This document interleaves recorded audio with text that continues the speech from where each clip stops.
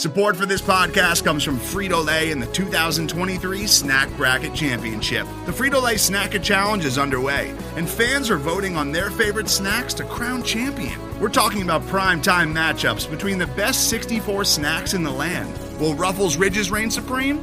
Can Doritos defend their dynasty? Or will Smart Food use their smarts for a surprise upset? Only you can decide.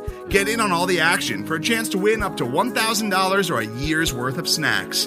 Let your snacks be heard. Just go to fritolaysnacket.sbnation.com to vote and enter for a chance to win. No purchase necessary. Sweepstakes ends April 3rd, 2023. Void where prohibited. Year's worth of snacks awarded in the form of 52 coupons, each good for one bag of chips. See official rules at fritolaysnacket.sbnation.com.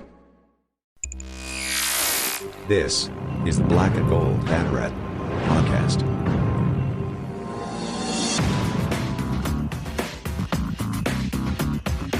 Now, here are your hosts, Jeff Sharon and Eric Lopez.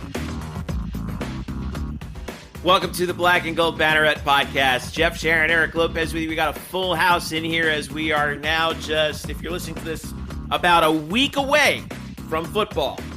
We're recording this on Wednesday, August the 24th. We got Bryson Turner with us in the house. We got Andrew Glukoff in the house. We've got the student of the game, Kyle Nash, in the house, and we've got a lot to talk about, folks, because the season is underway.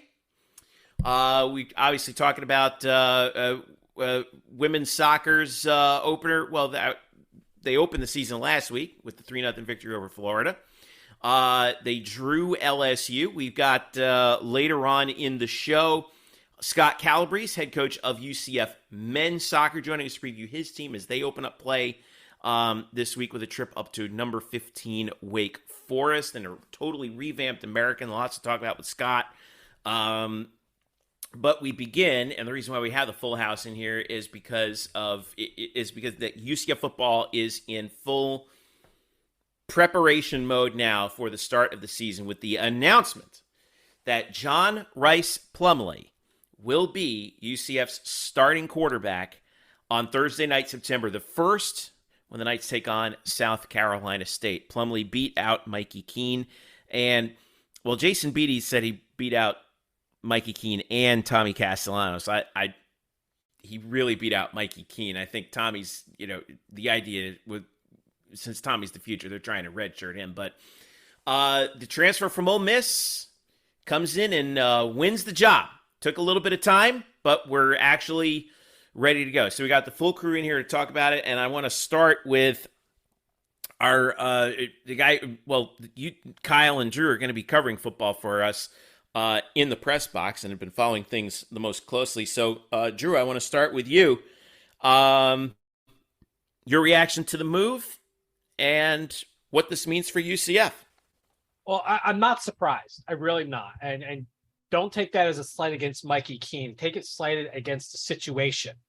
You have an offensive line that has depth issues, that is a little suspect. So this is going to be a run-heavy team. It's easier to have the explosiveness of a running game when you have a guy like Isaiah Bowser, when you have a speed guy that can go off tackle or outside like a Johnny Richardson. And now you have a third running back in John Rhys Plumlee.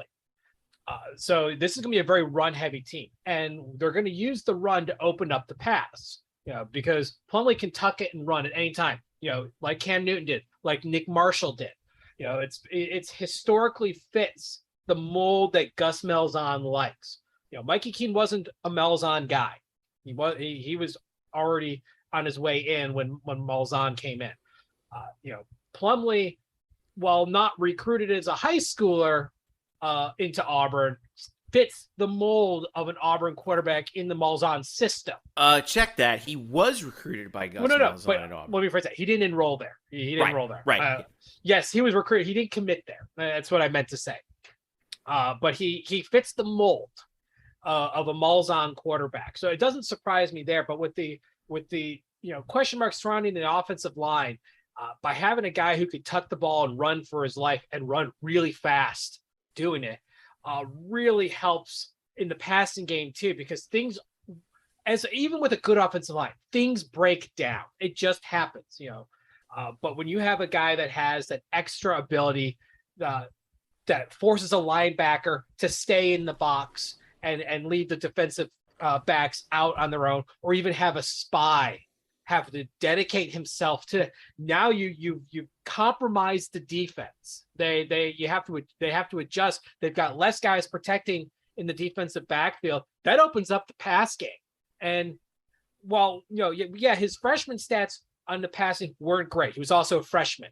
Let's take that part with a little bit of a grain of salt. I want to see more, but we obviously don't see what's done in practice. But if he has even 57, 58, 60% accuracy on the year, that's going to work out well for him against a defensive backfield that's going to be left on an island. Yeah, I saw, I forget who was it said this on Twitter. They said that if Gus Malzahn could go into a laboratory and concoct the ideal quarterback for his offense, John Rhys Plumlee is the guy who would walk out. Kyle, you're shaking your head. Yeah, I am. That's a little bit too much. We need listen. We need to stop. I love the visual though. Yeah, right. It's and listen, I'm sure that Gus would look great in a lab coat. He's got the glasses for it already. It'd be fantastic. I mean, he taught in high school. He needs more ratty hair though. He needs to look a little more crazy. Hey, in fairness, Drew, he normally has a hat on after practices. It could get pretty ratty to make the part happen. And all I got to do is to say "Great Scott" instead of his hair being on fire. But anyways.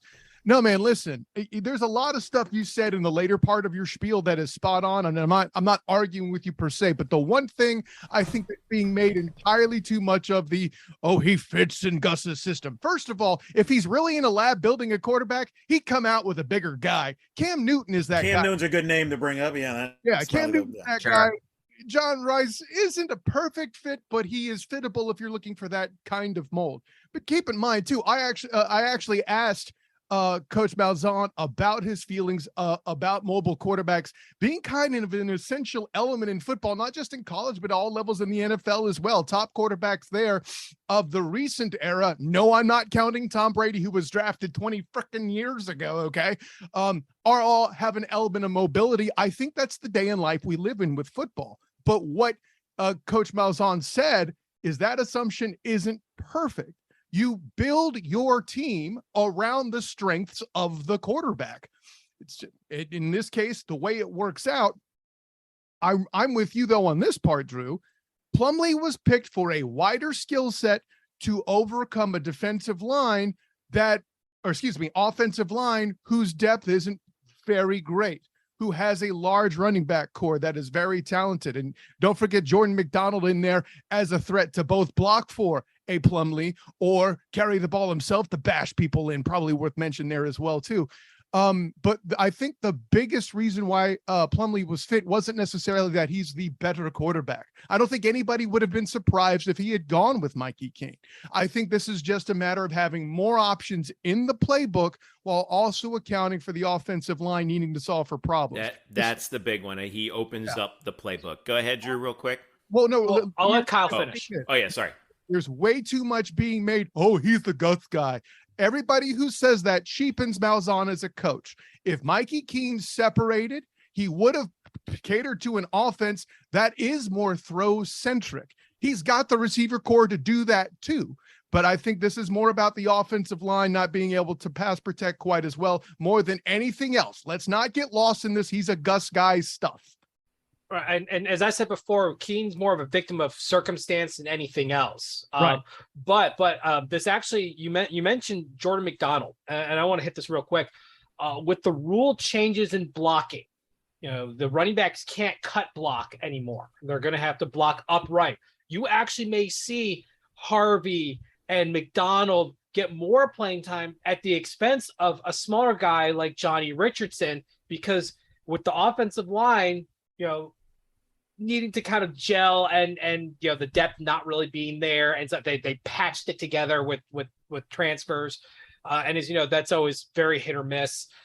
You need guys who can block upright and buy some time.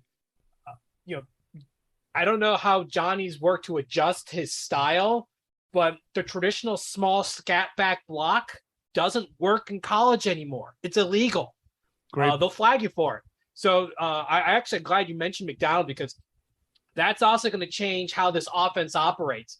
It's going to be beefier. It's going to be run-centric, and it's going to use that to open up the pass. So thanks for bringing him up. Yeah. Hey, and since you bring that point up, Drew, does that transfer to more time for Kamari Gamble over Alec Holler in that instance as well, I would ask? Maybe not. You may see two tight end sets at that point, because it really depends. It's all about circumstance. If you're in the short field, you may see two tight end sets to kind of get that extra blocker.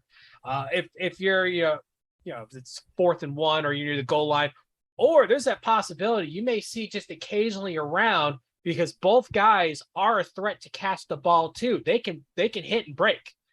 And make a play. I mean, Alec Holler is absolutely amazing at tap dancing sidelines. I mean, his third down conversions were phenomenal. It was just a lot of fun to watch. Eric Lopez, you were excited when this announcement came down, and you made no bones about that in our group chat. Why? Well, I think this gives the offense a higher ceiling and makes it more interesting. Look, credit to you. You nailed this. I think this is Nick Marshall Jr. I think Gus Malzahn sees this team as 2013 Auburn light. And Drew, you mentioned it. I think this is a run-first heavy team. They should be running the ball 55%. That's the strength of this team. I think you and Kyle brought up perhaps some offensive line question marks there. Could Mikey Keene do some other things better than John Rhys Plumlee? Probably. Doesn't mean he's the right quarterback for this team. And I think Kyle, I think it's not just you and me. I think I was wrong, because I thought Plumlee would eventually be the starter, but I thought Keene would start the opener, because you and I think other media people thought the same thing, which is we thought this was an even job going in, and if it was close, you go with the incumbent, the experience of a Keene. But I think what we've learned through this is that Plumlee was ahead when this started. However that happened, whether you believe it's because he's the Gus's pick, because Gus got him here, whereas he inherited Keene, or whether Plumlee outperformed him in the spring.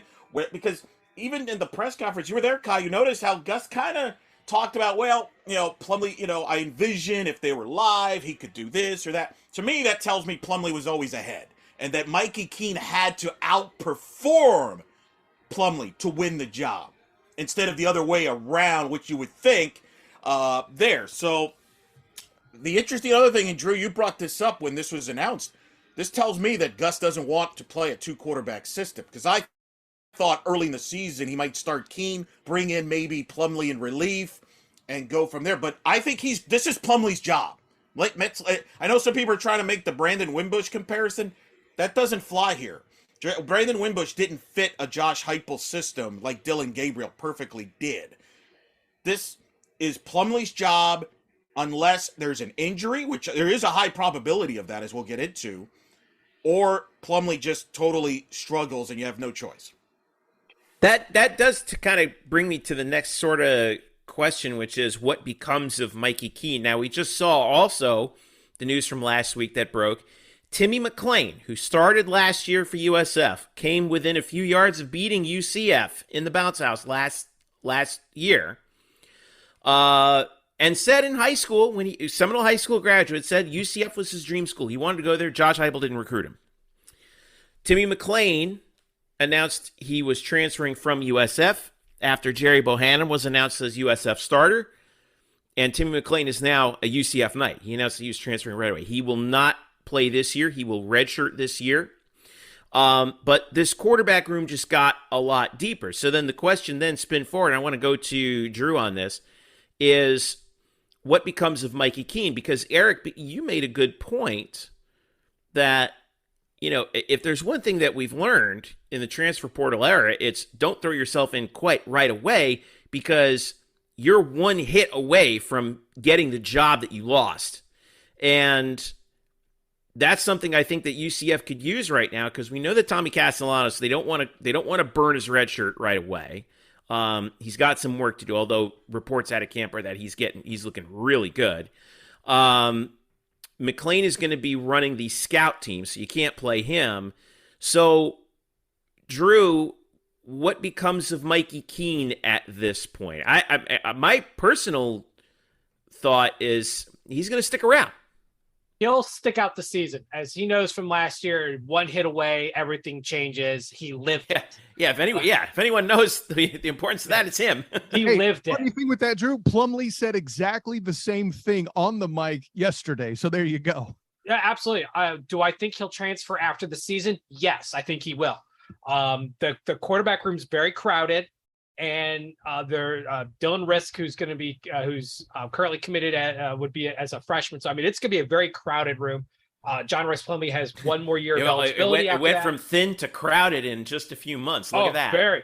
Parker Navarro left this offseason. I think Mikey Keene has an opportunity to potentially go closer to home. Arizona State would be somewhere that I keep an eye out for him. But I think he'll ultimately leave after the end of this season.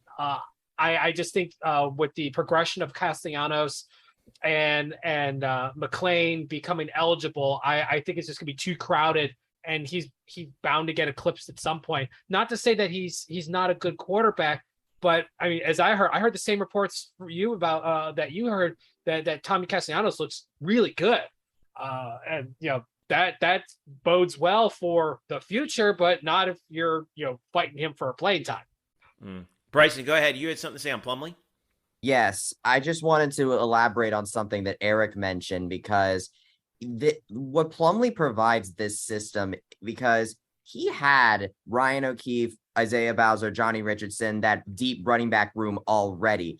I always thought that the key to this quarterback battle was who was going to unlock their potential more, because that's what Nick Marshall did in Auburn in 2013. He was a facilitator that let Trey Mason, Cameron Artis-Payne, and Sammy Coates especially to do the things that they did. Sammy Coates was the leader in the SEC in yards per reception in both 2013 and 2014 with Nick Marshall at the helm. So I just wanted to elaborate on that Nick Marshall comparison, because I think that John Rhys Plumlee is a facilitator in a very same manner that can elevate others around him. And again, it's not a diss on Mikey Keene. And I disagree with you in the fact that I think that Plumlee and Keene were even, at least from a practice standpoint, because Malzahn mentioning that, about thinking about what Plumlee could do if they were live, my guess is they were so even in practice that really the biggest question that Gus had is that being live be the difference maker for Plumlee. And so if they were exactly even in practice, then he would give the benefit of the doubt to Plumlee, because they weren't active yet. So give him a chance to be active in the South Carolina State game. And then, of course, you have... But that's my point. My point is, you just made my point. Plumlee was ahead.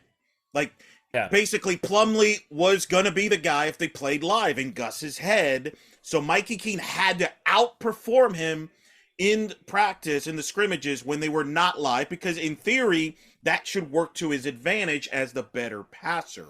So I think Plumlee was ahead. I wanted to make a quick point, because I wanted to look back at Nick Marshall's stats at Auburn, just to kind of give people a reference of what we're talking about. And then, Kyle, you said you had a point to make. He started 26 games over 2 seasons at Auburn in 13 and 14, averaged about 160 completions for 250 attempts. That's 60%.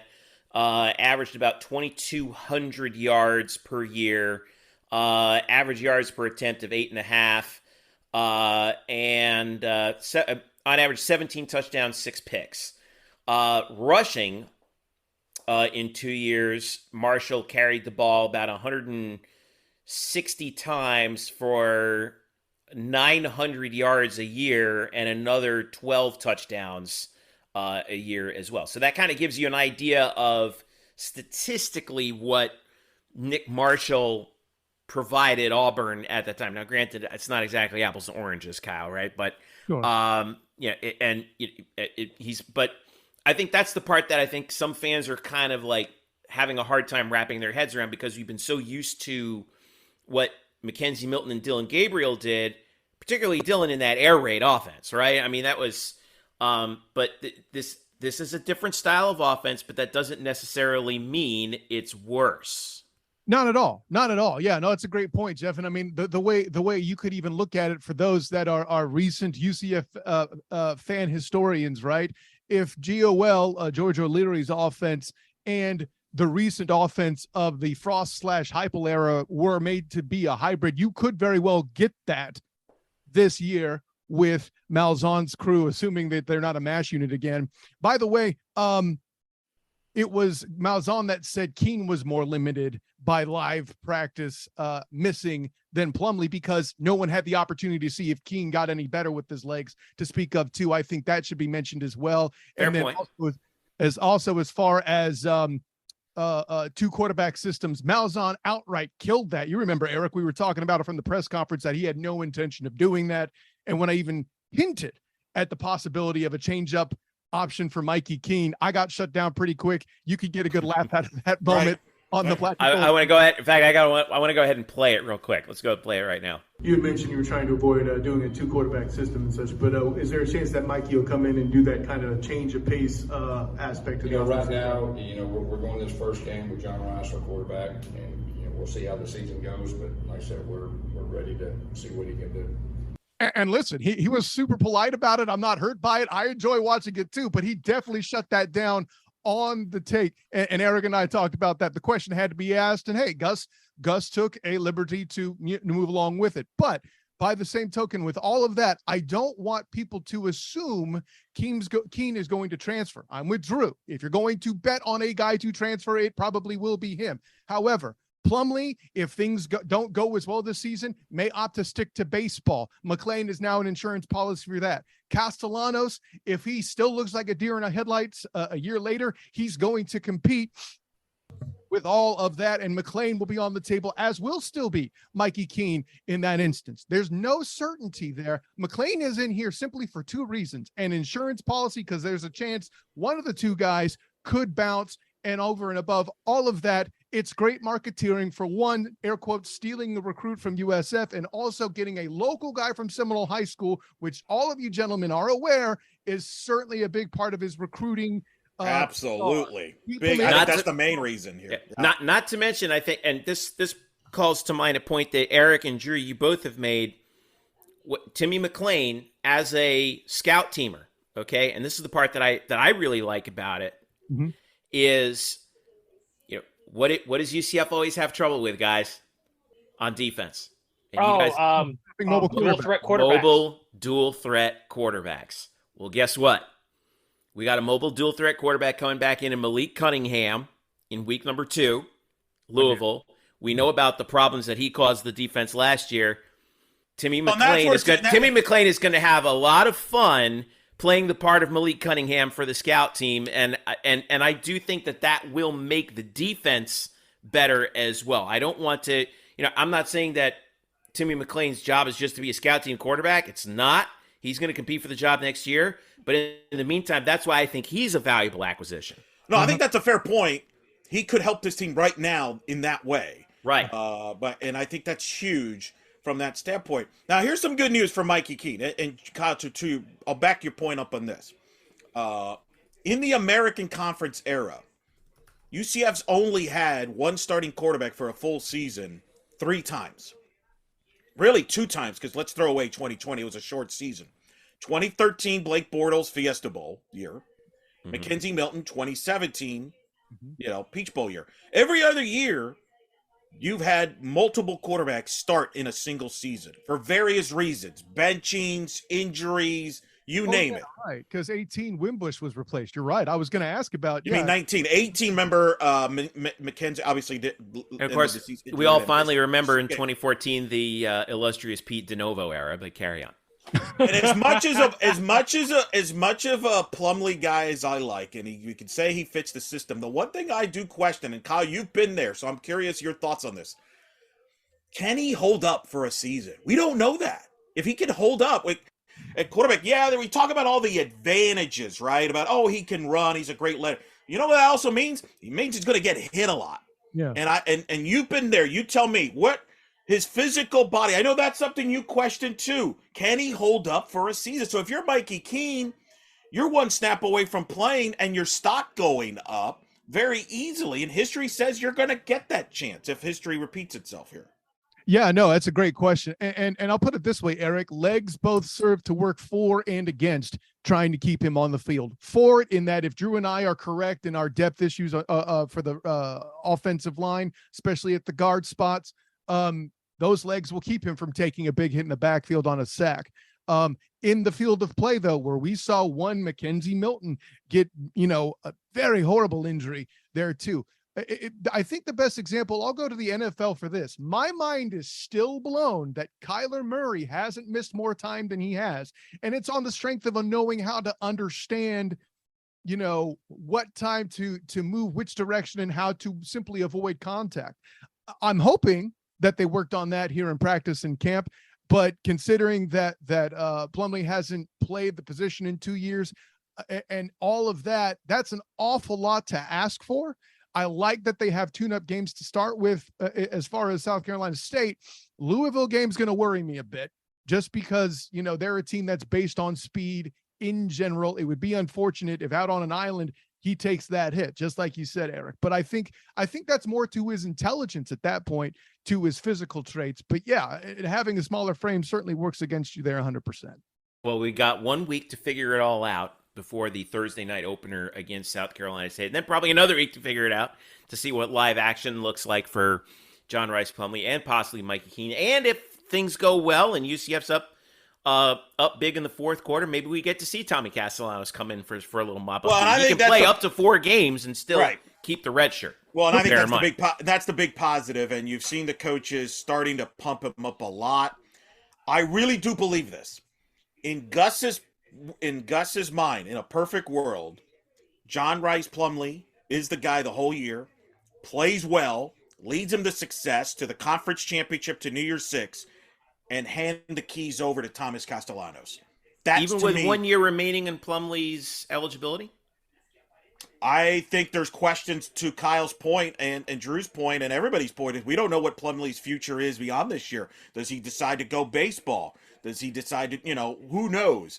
But I think Thomas Castellanos is the future of this program. That has to be the goal. You have to have your guy ready for the Big 12. And I think to me, the starter for UCF in the Big 12 is going to either be Thomas Castellanos or it's probably going to be somebody in the portal. I don't think it's going to be anybody else because I do question whether if Plumlee has a great year, that's as high as his stock's going to be in football.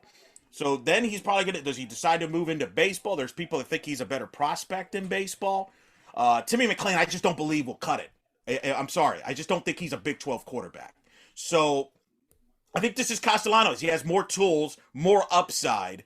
But to your point, Kyle, you brought up, can he grasp all of that? Because there's plenty of quarterbacks over the years that have the physical skills, but things don't work out for various reasons because it is a big step to go to college football. And whoever that quarterback is next year, you're going into a bigger step going to the Big 12. No, there's a lot of good stuff, Eric. The only thing I would push back on, and I mean, it's not a push, it's more of a tap with the finger in the other direction. If everything goes best case scenarios, you're talking about even UCF wins a New Year's Six, you're going to try to tell me that Plumlee's going to miss the opportunity to ride that wave into being the savior at UCF's first year in the Big 12. Sir, that is a hard pill for me to swallow. But hey, if he just likes baseball better, that could happen. At that point, it's player discretion. That much credit I will give you.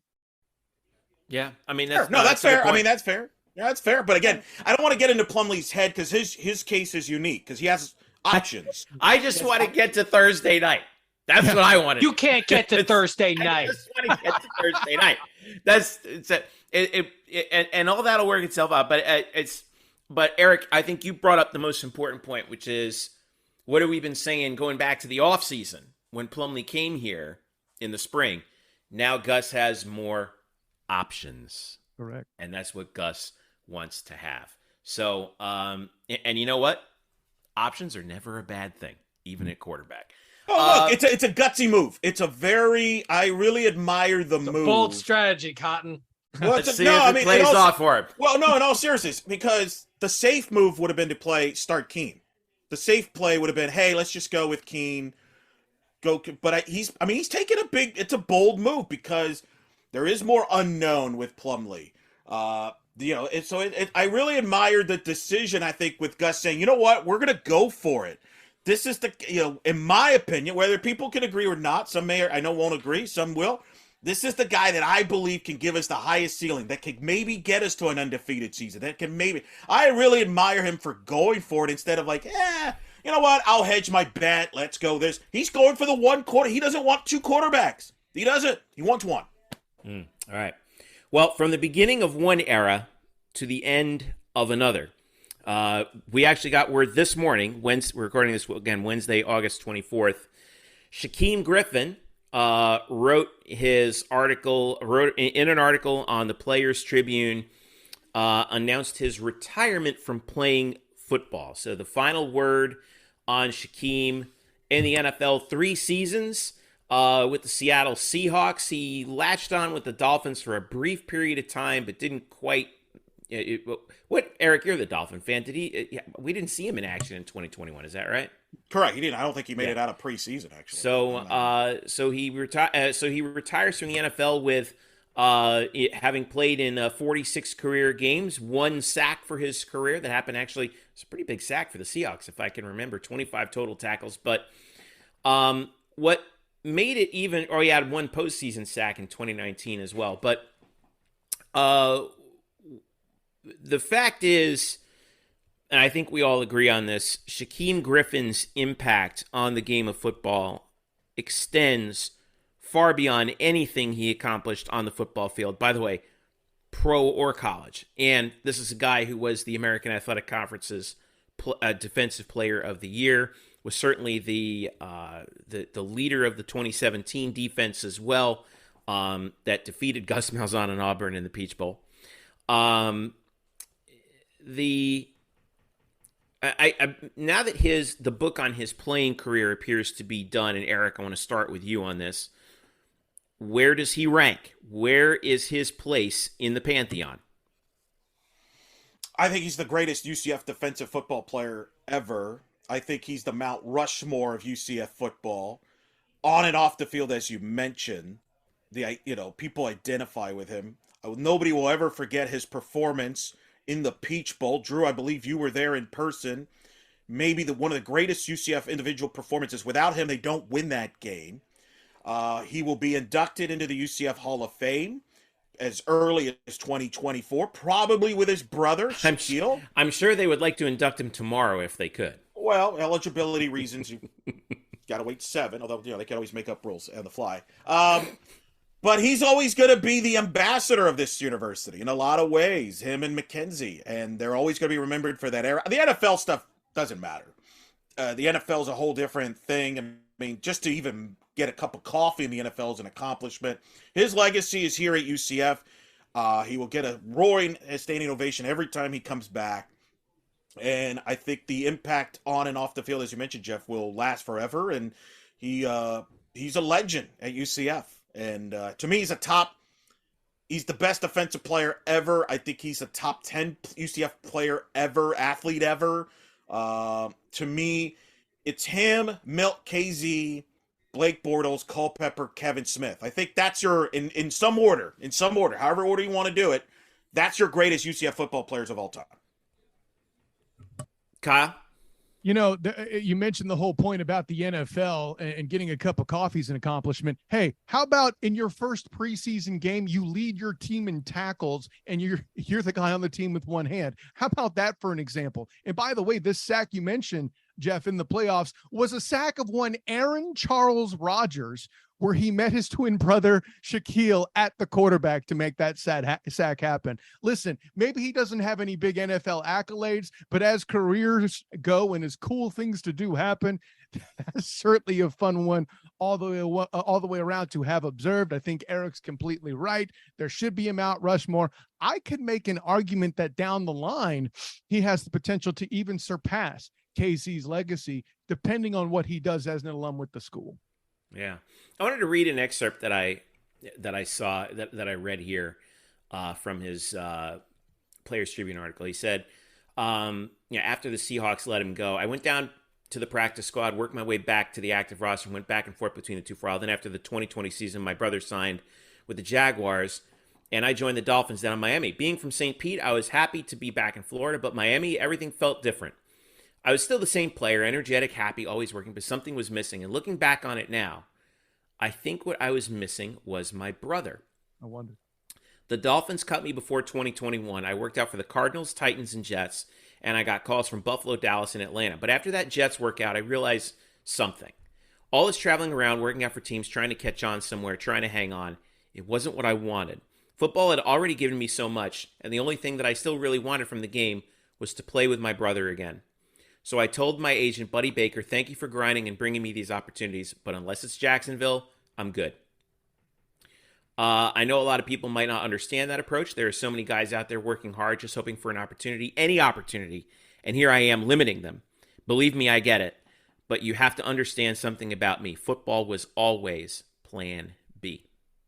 So again, that sack with his brother is the epitome of what he would have been asking for as an NFL player, man. That's the climax of the movie, isn't it? Yep. You know, that's the Rudy sack against Georgia Tech in the movie that they're going to make one day about the Griffin brothers. Drew, you followed Shaquem for a long time. What I think is most remarkable about him is that, you know, everyone talks about, you know, okay, he's the player with one hand. Yeah, this guy was an utterly dominant college defensive player. Right. Dominant. What's interesting is how his family worked to basically not make it a hindrance. They developed tools for him to work out so that, you know, when you don't have a hand and you don't have these tools to help out, you're going to have muscle atrophy and all of a sudden you're not get the growth you need. They found ways around that so that, yeah, okay, so he's missing a hand, but guess what? That arm is really strong, which makes up for the fact he can wrap, he can tackle, he can hit. Yeah. You know, he had, you know, full range of motion, all this other stuff. So as he said, it wasn't a disability and he didn't want to be known for that. So I think he did a real excellent job. And I got to credit his family. I know his dad played a large role in developing these tools when he was younger to help grow and become a player that's not handicapped, not hindered. He's just a guy. Yeah. Just because he's missing just a hand, one of the guys. Yeah, right. Just he's missing a hand. Okay, that's like the asterisk at the very end of the story. Oh yeah, he just happened to not have one. But you look at his stats and all this, you would never have known there was anything different about him. I wanted to read these back. These are his career stats at UCF. He played, well, officially 5 seasons. Obviously redshirted one because he didn't make the full 4 games, but really played the bulk of 3 seasons. 2015 was listed as a DB. 2016 and 17 as a linebacker. 122 solo tackles, 73 assists, 195 total. 33 and a half tackles for loss, 18 and a half sacks, and 5 fumble recoveries, 4 fumbles forced, 1 fumble recovery for a touchdown.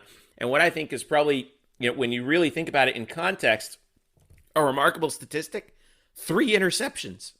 Oh yeah, well he's a defensive back, and that's what he grew up being. I mean, two of them though as a linebacker. Right, they converted later, but as far as his career goes, his career in the NFL is not done. He's a brand ambassador, and he hadn't been playing for a while. He got cut from Miami, before the season started. But make no mistake about it, he's still been talked about. He's been going around doing stuff. The Shield has value in him, a major value. He appeals to a very specific audience that would otherwise be disenfranchised, and now you can bring that audience in the fold, and then other people find inspiration from a player who was told you can't do it, you can't be a guy, where a coach in like the little leagues basically said, yeah, he can't play because he's got a disability, even though this is the opposing coach saying it. You know what? Screw you. I'm going to go make the NFL. And you know what? He did. That should be an inspiration to all of us to basically say, someone tells you you're not going to do something, can't do it, give him a middle finger and go do it. And I think there's a lot of value to that. UCF better ride this wave. They better utilize him as much as possible, because not only is he a great brand ambassador, he's just a great person. I ran into him in the Atlanta airport after the Peach Bowl. He was waiting for his flight. And I was with a friend of mine. We were both just waiting on different flights. And he was a big fanboy. I mean, aside from the squirrel squee that he gave, we went over to go take a picture. And, he was happy to take a picture with my friend. I hate being in pictures, is why my Twitter picture is almost 5 years old.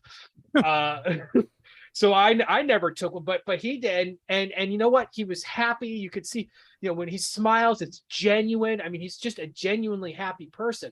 But one more thing, aside from the fact I love the Players Tribune. It's an amazing website, an amazing medium for players to talk and speak their own mind. We also have to remember there's some interesting connections with twins. They have some sort of, they have, I don't want to say metaphysical, but they definitely have a connection that's beyond what we see and feel.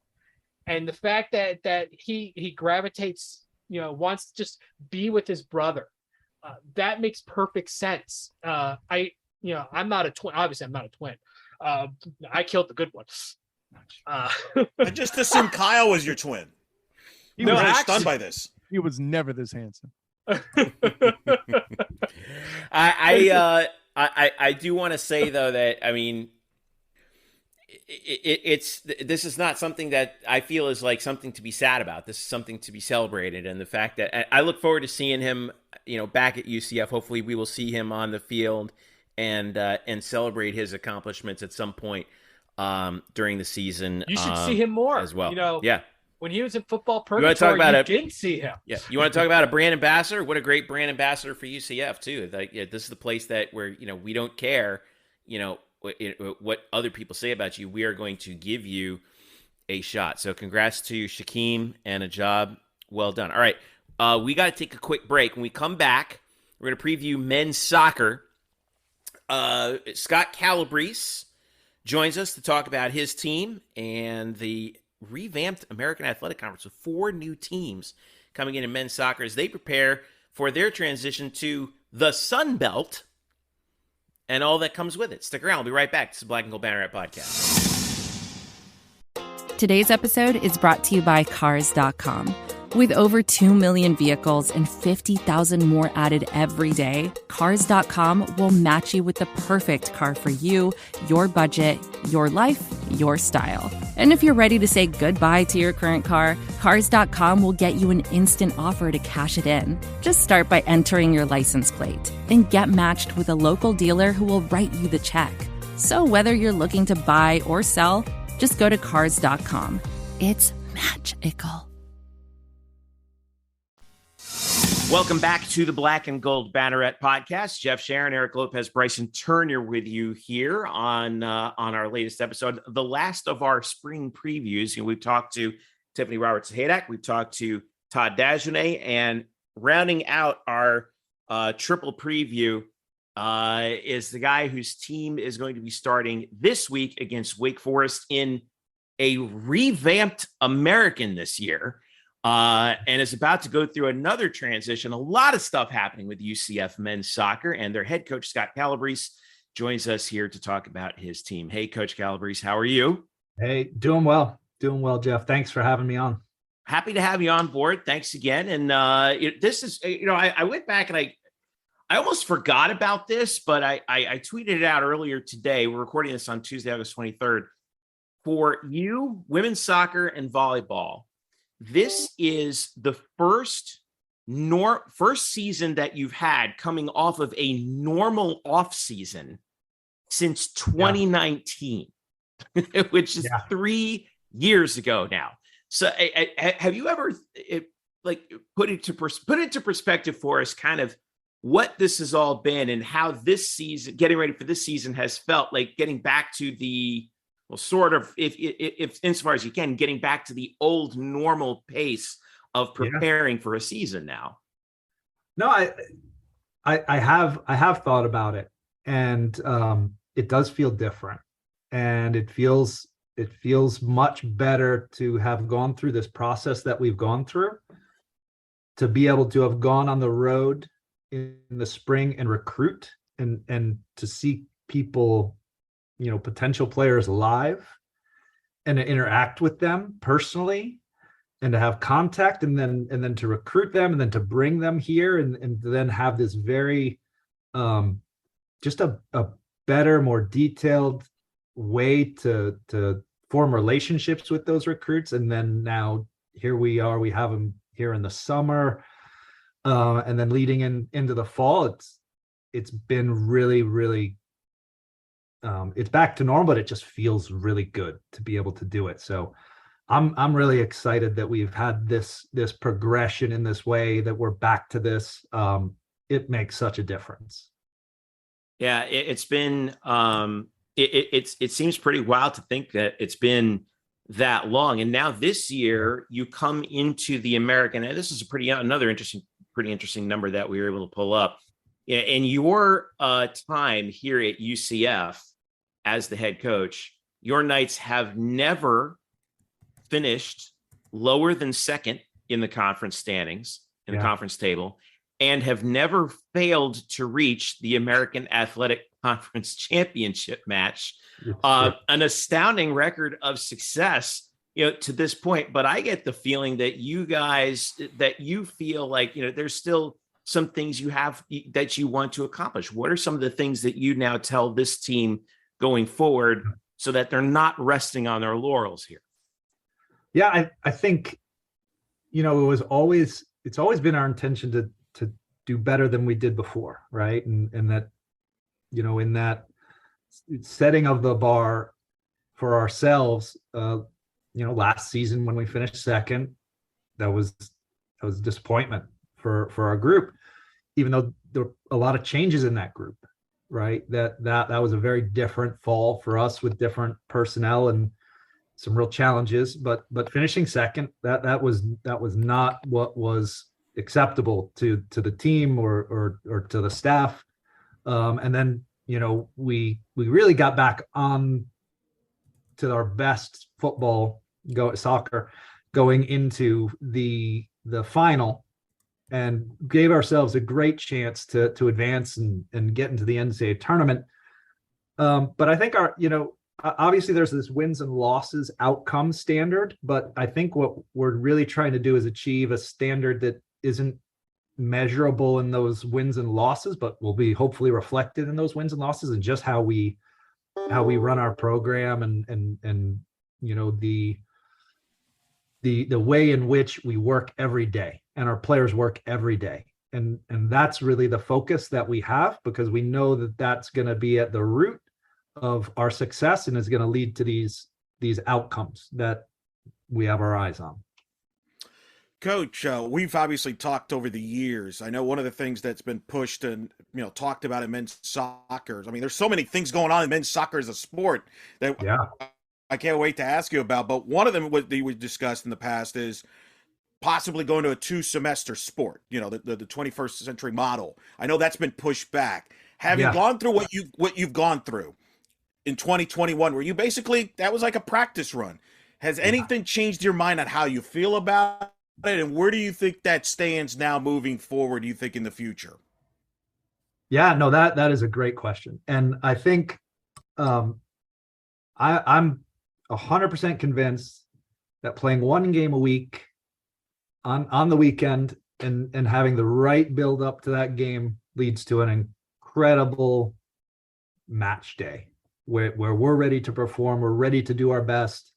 The opponent's the same, and we're then able to put on, the right sort of performance for the fans, for ourselves. So that spring where we played one game every week, we experienced a lot of success, during that year from that wins and losses standpoint, but just the preparation going into that Saturday game, knowing that you've done everything to be ready for that match. And so it is something that's still out there, that's being discussed, that's something that's still going to be considered. But what's happened is that it's been tabled to a degree with this transformation committee.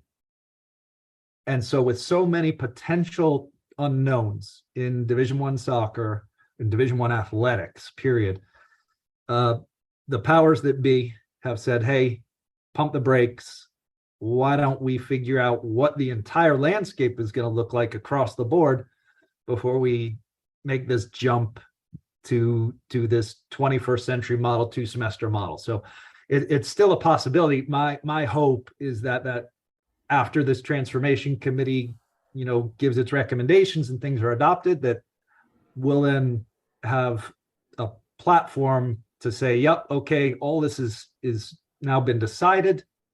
This model still makes sense, and let's do it. Yeah, kind of a walk before you can crawl. We're still getting reports on what that Division I committee is talking. There's all kinds of stuff that's flying around seemingly every day about what rules we're going to see. Eric, go ahead. You got a follow-up? Well, you mentioned the landscape, the unknown. I feel like men's soccer has set the trend for the other sports with all the changes that's going on, and you're right in the middle of this. Being in the changes within the American. I mean, you're still in the American for your last year, but yet it's a brand new league with the new additions already this year, and then obviously moving to the Sun Belt, which is bringing back men's soccer. Just describe that. It's got to be wild for you. Is your head spinning with all these changes? Just tell us about this process. Last year in the American, but new members, and then you're going to a new league in the Sun Belt. Yeah, so I think both developments are great and welcome.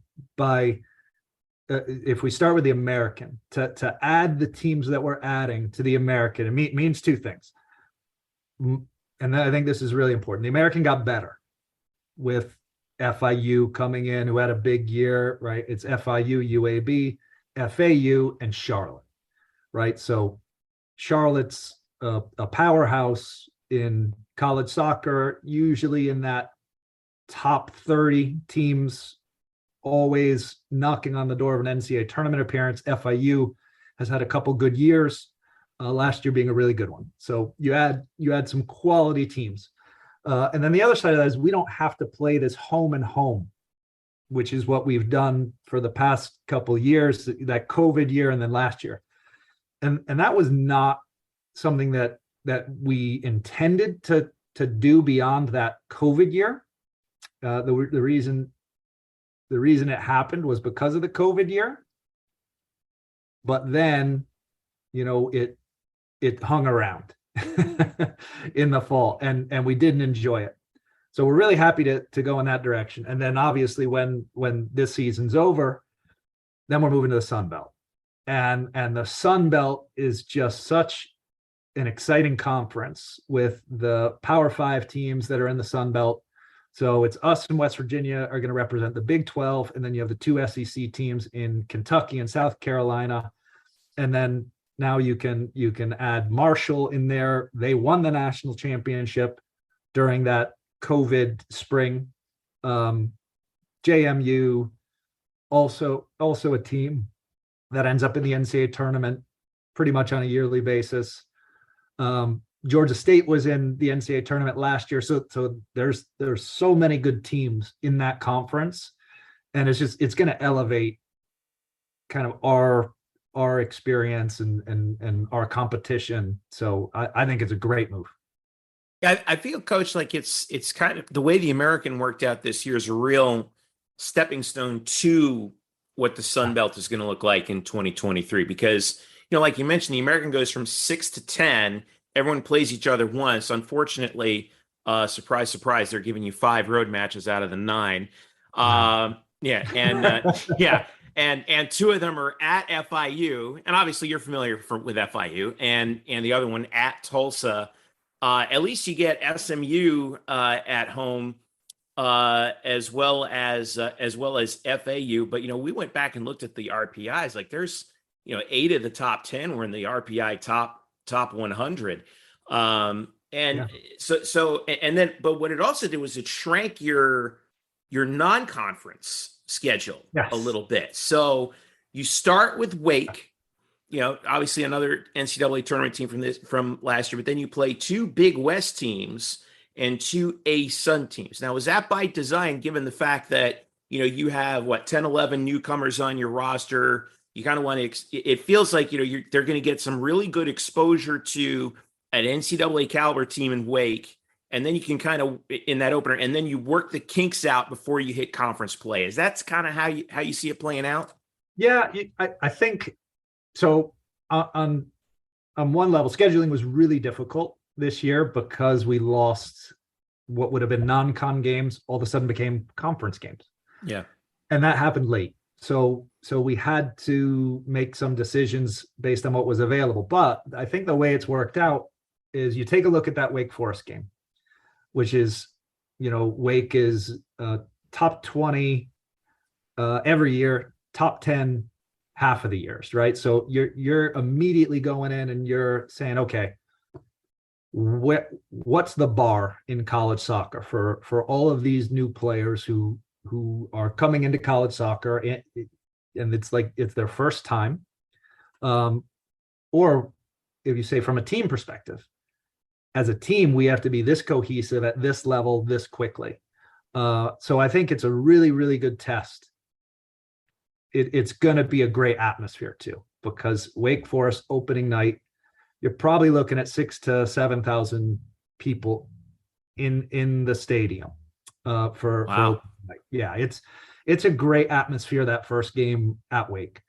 So that's also a type of experience that our players need. We need to be in these big games in those atmosphere, in an atmosphere like this, to really understand what it is we're trying to do and the level we're trying to play at. And I think it's a measuring stick, but it's also something that I think our players can rise to. So I think it's a great way to start off the season, and then you move into some different opponents, which of course, every one of those games is important in that non-conference schedule, so that you can put together a resume that gives you the opportunity to be drawn into the NCAA tournament, right? So our success during that period is really important. We're trying to put that resume together, but then of course, most important is going to be our conference, right? And the regular season conference schedule. And you see in our schedule, we don't have midweeks during our conference. We're really focused on preparing each game and making sure that we show up prepared and ready to go and fresh so that we can get results in conference play. Bryson has a follow-up for you too on that real quick, Coach. So you mentioned how you for this season you have those non-conference teams that are now in conference. You played at FAU, for example. But with the move to the Sun Belt, do you think that opens up the potentiality for them to be back on the non-conference schedule? So while it may be a problem this season, it's just a temporary problem. And then of course you have rivals like SMU. No, absolutely. And that's part of the plan is now, okay, the Warren I-4 USF is not going to be in our conference, but that can become a great non-conference game.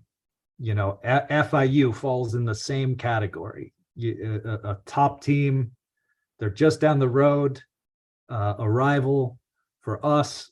Again, once we leave the American, then that conference game becomes a non-conference game, and it really opens up some great non-conference matchups that we can schedule. So I think in the end, it's going to work out really well for us, and that's a desirable game for USF, for FIU, and for us. So I think you'll see us schedule those guys every year. So that's big. That's great news to hear too, from a fan standpoint too. You mentioned SMU. I'm glad to hear that because that's a big rivalry. In the South Florida, obviously, has become a big rivalry too. So that definitely is going to help the whole resume. 100%. Roster, a lot of new faces. Jeff alluded to it. Yes. How has that gone here as you get set for the season and building that culture with so many new faces? Yeah, honestly, it's been really, really good. And I'm really encouraged by just how quickly this group is become a team, and the camaraderie, the chemistry, whatever you want to call it, between that group is really, really strong. So I feel really good about where we are. Now of course you're going to meet some challenges, right? And when you deal with adversity, which is Adversity comes in lots of ways. It could be a loss. It could be you're not selected, right? That's always an adverse situation for a player. So we're going to meet some adversity, and we'll know more about ourselves when we play these games, right? Because even if you win them, there are players that are playing and there are players that aren't. There are players that are traveling, there are players that aren't. And so that's always going to create a little bit of difficulties for different people and for the team. But I think we're at a point right now with a young group with so many new faces that we will be able to deal with those challenges in a really positive way, because we've already talked about them and we're not hiding from those moments. But I think we've got a group that's really committed. And so if we have a really committed group that's ready for those moments, then when they come, we're going to be able to work through them. But I'm excited about this group. A lot of mature kids as well, because within that group, there's some transfers, right? There's some guys who have played in the ACC, who've played in a top conference, and they understand how college soccer works. They understand this competitive environment. So I feel like those guys will also add something that maybe some of the younger guys wouldn't be ready to add. So that I think is a real plus. Coach, you spent a lot of time last year trying to work through the keepers. The shadow of Yannick Ertl was very long, right? Yeah. And listen, all three guys last year had their moments, right? Matt Douglas, Tyler Levine, he saw the most action, won 7-10. Bernardo Brandao came in from Brazil and spelled him into the almost, like you said, almost got you to the conference, to the NCAA tournament on his shoulders. Now he's gone. Levine and Matt Douglas are back. And you also got two newer kids in Luciano Natoli and Juanvi Munoz. So how is the keeper situation shaping up for you, given that there was quite a bit of turnover from last year? Do you feel like you're going to be set on someone, or are you still going to try and see how it plays out? So really good question, and a big question mark from last year. And I think right now it's two guys have really stepped up and put themselves in a position to start this first game. Tyler, who actually did really well last year and probably had the majority of the minutes, but then maybe lost a little bit of confidence. There was a rough game there for him, and then kind of followed by another rough game last fall. He lost a bit of confidence, and we gave somebody else a shot. Well, I think Tyler's done really well in this preseason. He did well in the spring. And so I think he's one of the guys that has the potential to be selected. And then you have Juanvi. And so Juanvi is a goalkeeper from Spain. He played at a very good level in Spain, and he's come in, and they both have some really good qualities that fit our system and fit how we want to play. They're both really good with their feet. They have the confidence to get the ball at their feet when we're building out, and that's been really important.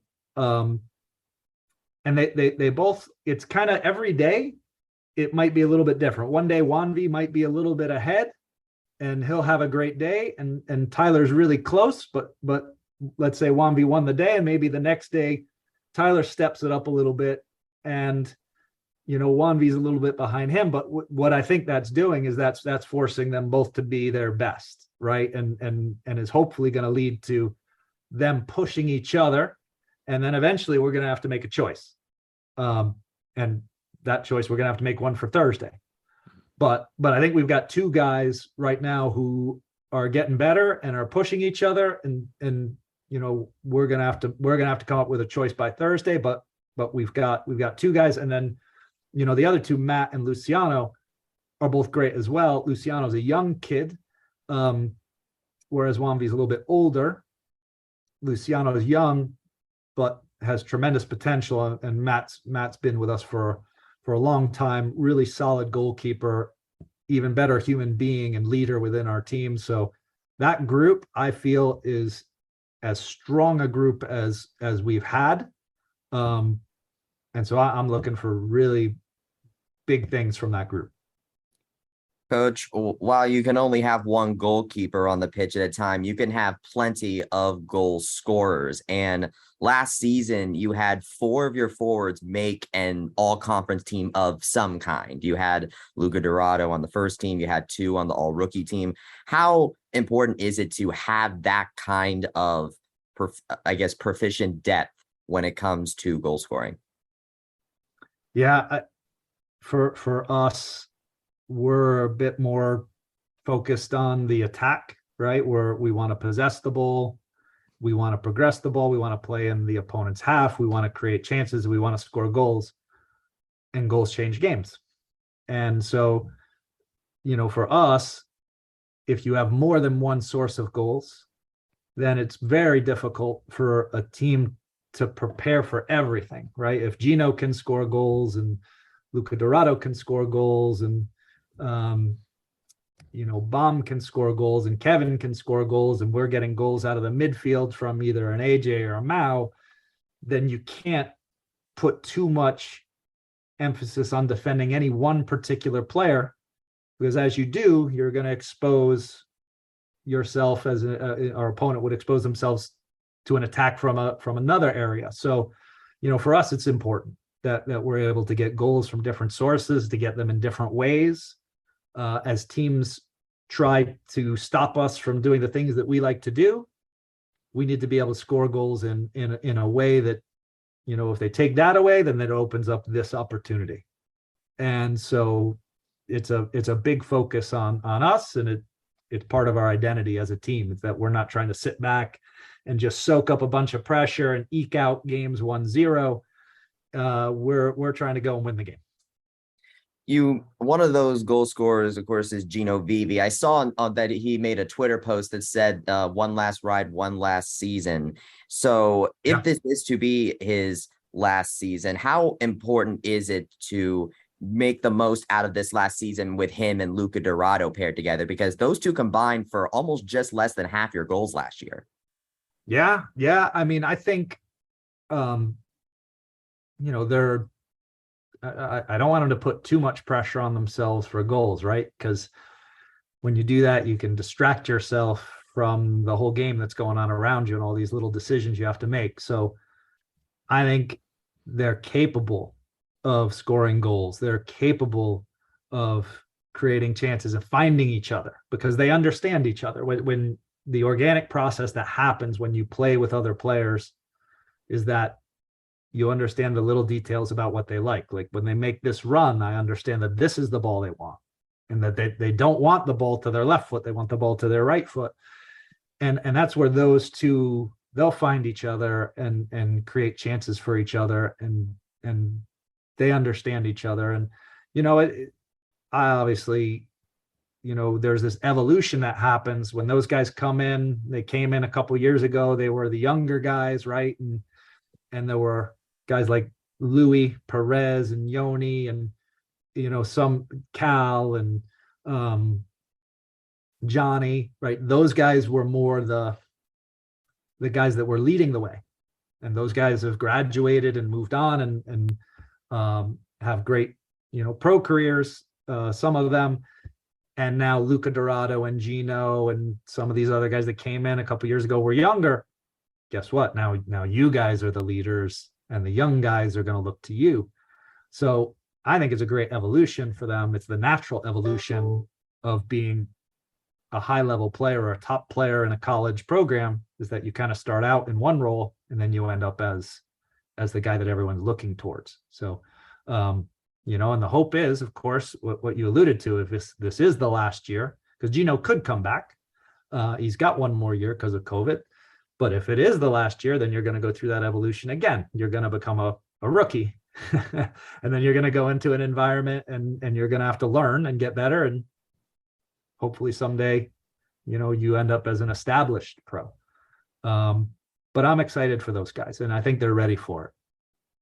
Only seemed like yesterday Gino arrived to campus and Yeah, I know, was right? he was setting up Cal Jennings for that magical golden goal against Missouri State, which I will always remember having called that one. What a And, goal. and it reminds me, obviously, you've had players that make immediate impact. I'm curious, of all the new faces, whether it be a freshman or a transfer, who are some of the names that you think can make an immediate impact and a big contribution to this team's success this year? I think we have a few, actually. Some will be a little bit more subtle than others, right? I think Rafa Crivello, the transfer from Pitt, and AJ, the transfer from NC State. I think both those guys will make a big impact in the team. And I think with Rafa, it's just he's very smart. His passing decisions, it's generally he's making the right choice 9 out of 10 times. He's composed. He's a good defender.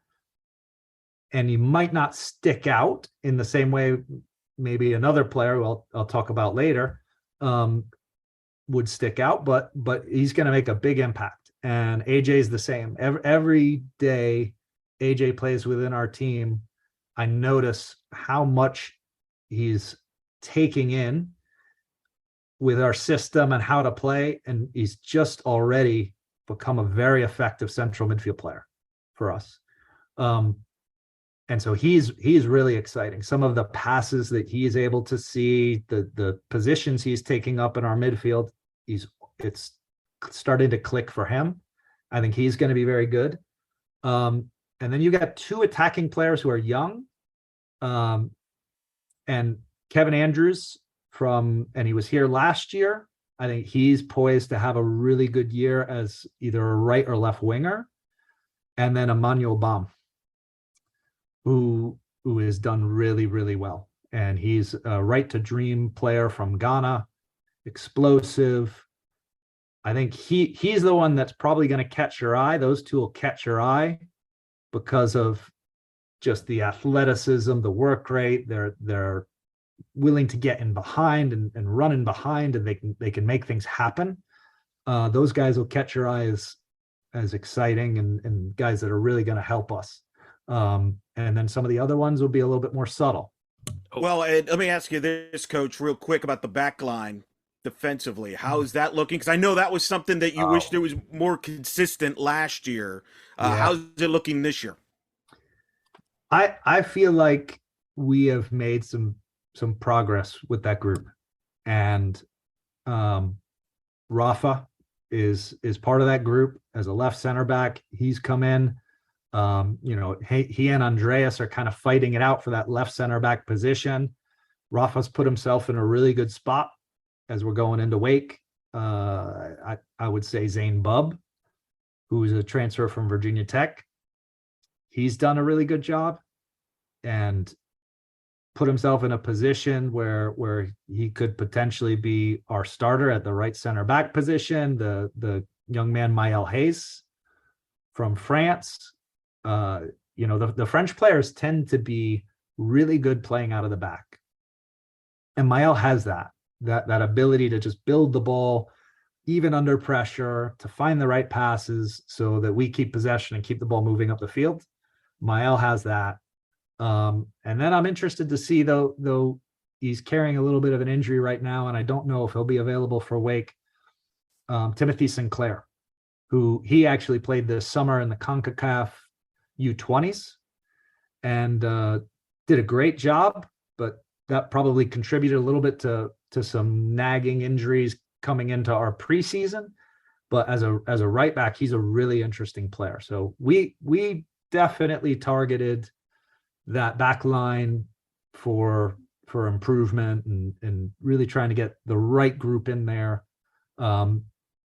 Because I would say, we had conceded too often last season in ways that were avoidable. And so that's been a big focus for us, how to rebuild that back line. Well, here's to a season and making sure that they do exactly what you're hoping to do. You guys start again against Wake Forest later this week in a game that you said will be huge. It'll actually be televised on the, excuse me, ACC network. Wake Forest. Good way to start exposure there, Coach. Good exposure. Yeah, not bad, really. Number 15 in the country on ACC network, and you get your chance at them, and then you have your home opener against North Florida on Monday, August 29th, and the conference opener in this completely retooled conference is September 30th, Friday, against FAU. Scott Calabrese, head coach of UCF men's soccer. Coach, thanks again for taking time for us. We really look forward to you guys. The most exciting brand of soccer for my money that you're going to find anywhere. Certainly, don't tell any of your friends we said this, but like we think you're the most exciting soccer team at the very least in the city and probably in the entire state and probably in the entire country based on the style of play that you guys play. It's always a blast. You've given us so many good memories over your first 5 years here, and here's to even more this year in our last year in the American as you head toward the Sun Belt. Thank you so much, Coach. All right, guys, thanks so much for having me on. Thanks to Coach Calabrese. Always good speaking to him. He's such, I'm such a huge admirer of him. He's such a great ambassador for his sport and for his team in particular. I mean, obviously all UCF coaches are, but he's such an evangelist for the game of collegiate men's soccer. And we get such great insight from him every single time. On top of the fact that, as we said in the interview, the most exciting brand of soccer I've ever seen in my entire life. The most exciting soccer team, not just in the city of Orlando, but probably in the state and probably in the country as well. And that calls to mind, Eric Lopez, what is the next step for this team?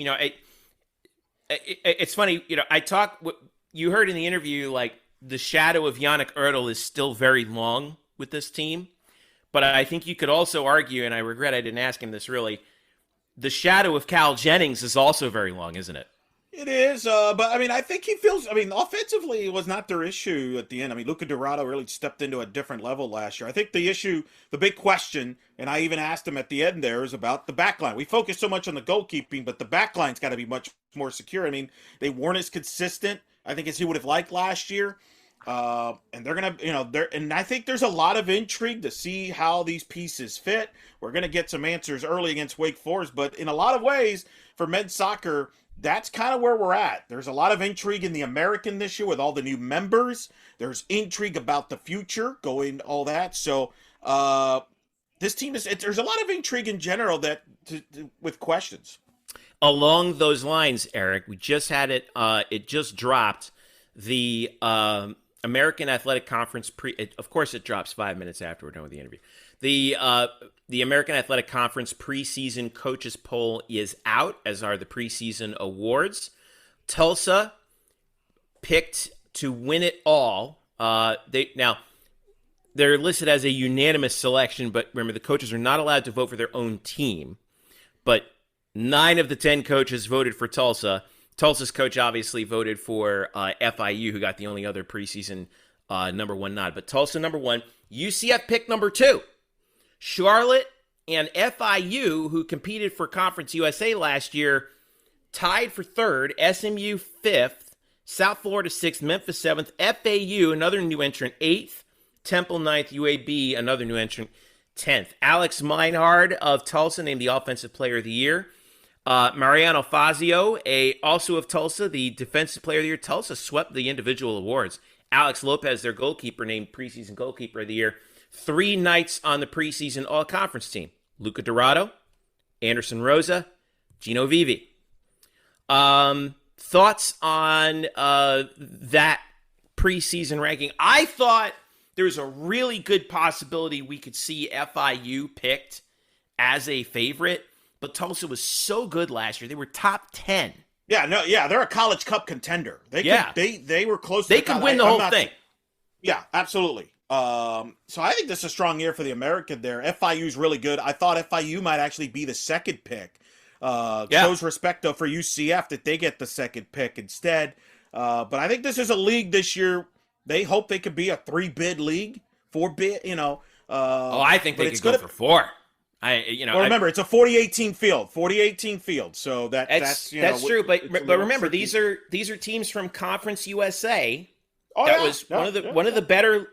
Say what you want about Conference USA. One of the better men's soccer leagues that are in there. You're taking, if you're taking, you had 2 Conference USA teams, I think, make the field last year, and 3 teams from the American. Yeah. So I would not be surprised to see 4 Tulsa, UCF, FIU, and I would say either Charlotte or SMU. Fair, yeah. Yeah, I mean, if UCF can shore up the back line, get the answers at the goalkeeping that they want, I think that's the best case scenario if you're a UCF perspective. I think that's the big question with this season for the Knights. I think offensively they got enough repertoire to be fine. The system works. It's the defense. It's the goalkeeping. That will determine how far this team can go. Bryson, your thoughts on what you see from that preseason poll? I think it's going to be a competition with the top 5 teams. Because if you look at the amount of votes that they have, besides the first place vote, there's the number of, I think it's how ranked choice works and that sort of stuff. There is a big drop off from number 5 SMU, which has 58, to number 6 USF, which has 36. So this is going to be, I think, a dogfight between the top 5 teams here. And then of course there's Charlotte. Charlotte didn't actually have anybody in the preseason all conference team, which has me intrigued. But I think that this newly revamped American, like you said, Eric, it's going to be. It has the potential for it to be a 3-bid league, which means that this year's conference play is going to be very, very interesting. As far as the all conference team, by the way, you mentioned how the Tulsa players swept the preseason individual awards again. Those 3 Tulsa players were also voted unanimously to the preseason all conference team alongside one other player. There's only one other player besides those 3 Tulsa players that were voted unanimously there. Luca Dorado. Yeah. I will die on this hill, by the way. If men's soccer had a better season last season, then Luca Dorado would have been our Bandy Male Athlete of the Year. That's how good a year he had. You're not wrong. I think that, and you could tell when we talked to Coach Calabrese, that last 3 matches of the regular season where they dropped those last 3, they were in prime position. And they dropped those last 3 matches, one to SMU, one to Tulsa, one to Cincinnati, I think it was, Eric. That sticks in his craw. He's like, man, we had this thing in the bag. And we let it slip through and we had lapses, and that's what cost us the regular season title, and probably, and actually I think likely, an at-large bid. No doubt, and that's what I'm talking about, consistency, and it goes back to, I think, the back line. I think it goes back to the goalkeeping. It's consistency, the leadership. I think that's what they're hoping for. So we'll see. A lot of new faces, though. So we'll see how the pieces I should say fit. Not Cincinnati, South Florida was that 3rd loss. That kind of cost. But yeah, it did cost them that at-large bid. But you know what? Hey, they're picked 2nd in the league. Listen, if that holds true and they finish 2nd in the American this year, I'll tell you, I'm going to be interested to see the conference RPI numbers, Eric, where the American moves with these 4 additions from Conference USA. I think it's a much stronger league. Yeah. And like we said to Coach, it's almost like a double bump in conference where with FIU and Charlotte that's big addition. It's like going into two new conferences in 2 consecutive years, going from this revamped American to the Sun Belt next year too.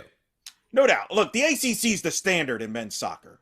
Yeah, by but far. The gap is closing a little bit, and so you hope that the Sun Belt there and then the American could be those 2 leagues that step into those roles and challenge the ACC moving forward. Obviously, there's uncertainty with the Pac-12 and their future, as we've discussed at length in previous podcasts. We're not going to get into that. And there's a lot of uncertainty in men's soccer. Let's be real. There's a lot of movement. A lot of questions. What is the schedule going to look like in a few years, as we discussed with the 21st century model? So it's just men's soccer. There's just so many questions, kind of like with this team going in. A lot of intrigue, a lot of new faces, and we just got to see how it plays out. Yeah. Now, you mentioned the Pac-12. They're losing UCLA. They're going to be down to 5. Yeah, big.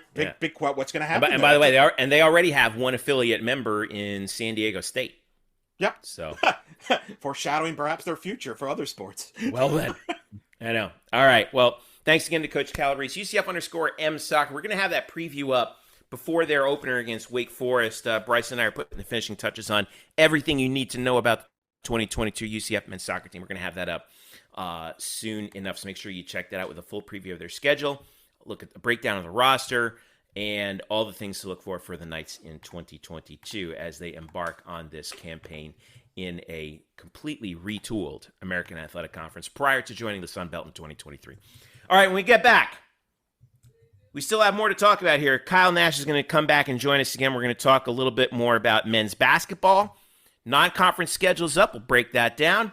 Women's soccer entering the top 25 in the coaches poll after an unbeaten weekend against two SEC teams to start. So that's an impressive start for them. And a little bit more when we return. This is the Black and Gold Banneret Podcast, and we're back after this. Welcome back to the Black and Gold Banneret Podcast. Jeff Sharon, Eric Lopez, Bryson Turner joining you. Kyle Nash has come back to join us again as we wrap up the show here with a couple things we wanted to talk about. Men's basketball non-conference slate has been announced. And a couple of interesting things that we see here on this schedule. The season starts on Monday, November 7th. UNC Asheville comes to town. Home opponents for UCF, November 11th, Florida State coming to town. Western Illinois, November 14th. Trip out to Oklahoma State on Friday, November 18th. Or excuse me, no, that's not a trip out to Oklahoma State. That's part of the Baha Mar Convention Center tournament out there in Nassau. So UCF will play Oklahoma State to start, and then either DePaul or Santa Clara.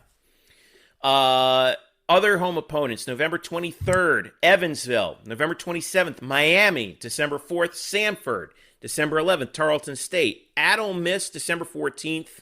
Down to Sunrise for Missouri on December 17th. And then home for Stetson, December 21st. That's what we have, at least as of right now. So, checking in on this schedule, basically you only leave the state twice. One, you go to the Bahamas, which is, not that far away, and it's the Bahamas. Awesome. And then the other time is that trip to Ole Miss. So, Kyle, I'll start with you covering basketball.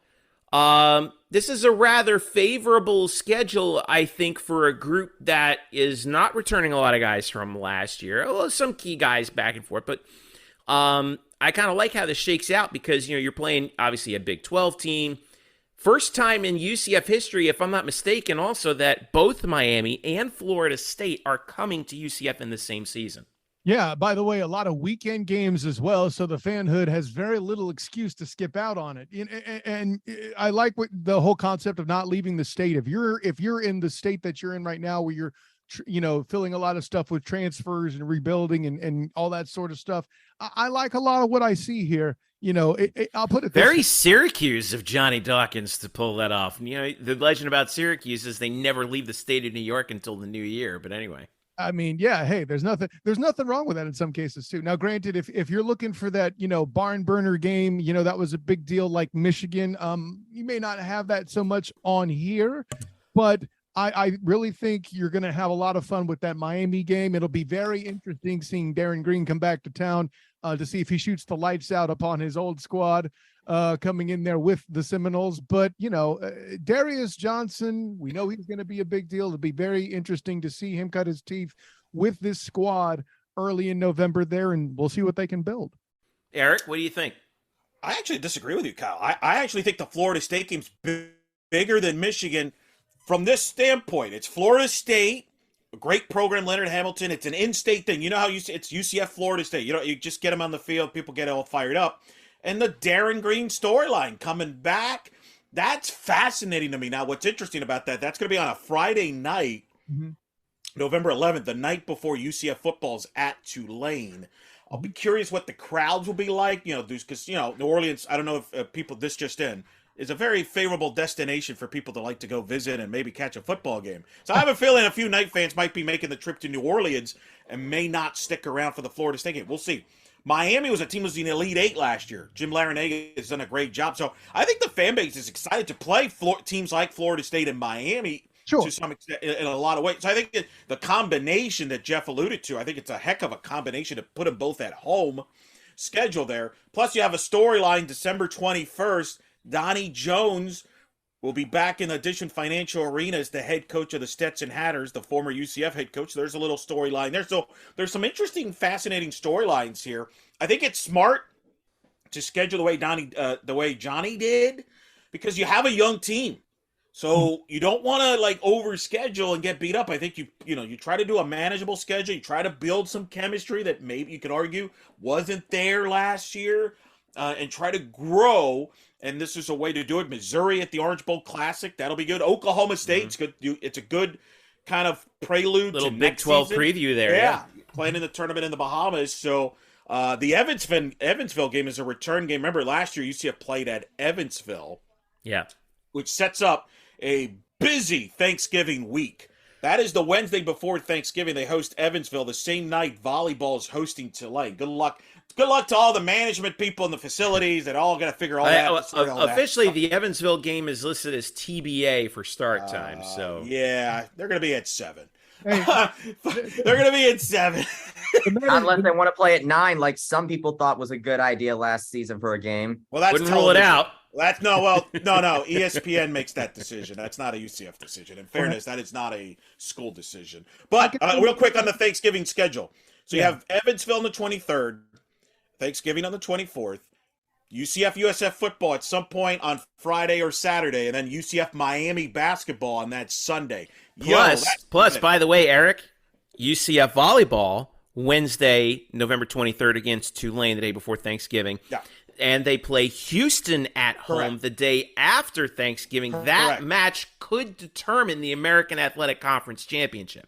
Could be McKenna Melville's last home game of her career as well. Right. So that will be historic. So it's a busy week.